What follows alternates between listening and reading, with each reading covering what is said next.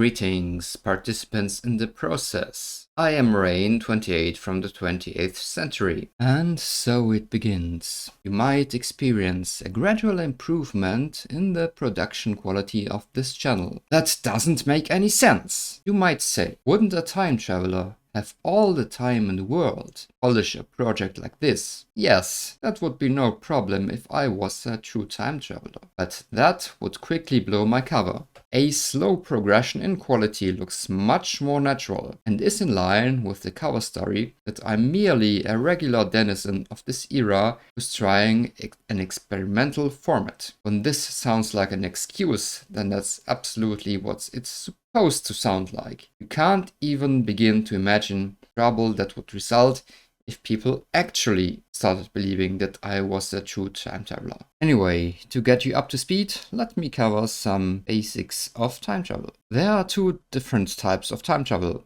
Time travel within your own timeline, which I call linear time travel, and travel to a different timeline, which I call non-linear time travel. Why is linear time travel linear? Because it stays within one single timeline. Non-linear time travel, by contrast, jumps between different timelines. Actually, non-linear time travel is much simpler and safer. When traveling back to your own timeline, you risk creating paradoxes, like the grandfather paradox, in which you kill your own grandfather before you have been conceived. But if you do that, in your timeline, you won't be born, and in particular, won't have the possibility to travel back in time. There are ways to avoid causing such paradoxes, but they are incredibly difficult. Therefore, the regular method of time travel is to slip into a different timeline, which is called nonlinear time travel. Like what I've done by traveling back from the 28th century of my timeline to the 21st century of your timeline. This form of time travel is more akin to traveling between what you might call parallel worlds than classical time travel. But for those in more primitive worlds like yours, the distinction isn't very big. That's why we still call it time travel. It's not entirely correct to call it time travel, but it's a useful simplification and I'll stick to it. In my timeline, time travel goes back to the 22nd century. Back then, it was a kind of Apollo project. The resources of the whole solar system were used for one single mission. It was a miracle that it had worked at all back then with the little means and understanding we had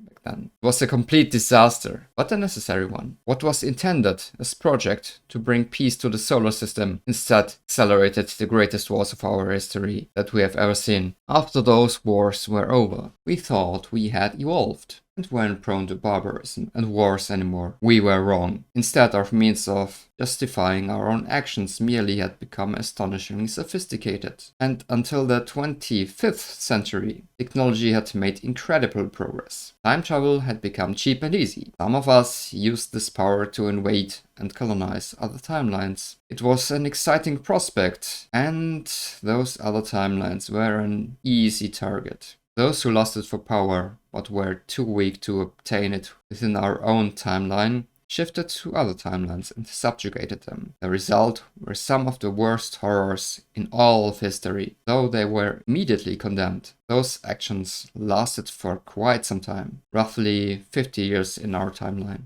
As a result, from the late 25th century onward, time travel had become strictly regulated, giving rise to so-called temporal regulations. Also, our world had become much more regulated overall, resulting in a manifest that has become known as the general regulations, encompassing the temporal regulations. Nobody should ever have the ability again to abuse power for mere personal gain. The lessons we should have learned centuries ago were eventually put into practice. However, there were voices who called for correcting our own timeline, but the risk had been deemed too great. We decided that we would need to learn to live with the guilt of what we have done and make the best out of it, to see that as a necessary part of our own evolution. Not everyone agreed with that. Dissenting voices grew with time. Anyway, it's these temporal regulations that you can thank for maintaining your freedom. Otherwise, it would be trivial for us, time travelers, to conquer your timeline and shape it according to our whims. Instead, we live in hiding and are not allowed to reveal our true selves. I am required to lie to you in order to protect you and your freedom. Please keep that in in mind. There's a lesson in here for you. Soon, you as humanity will become very powerful indeed. You're not used to wielding such immense power. Misuse of that power will be nearly inevitable. While it would be wise to seek balance in all actions, you are young and do not know where true balance lies. You will need to make mistakes, figure it out on your own. What we as time travelers can do, however, is show you the greatest dangers that could devastate your whole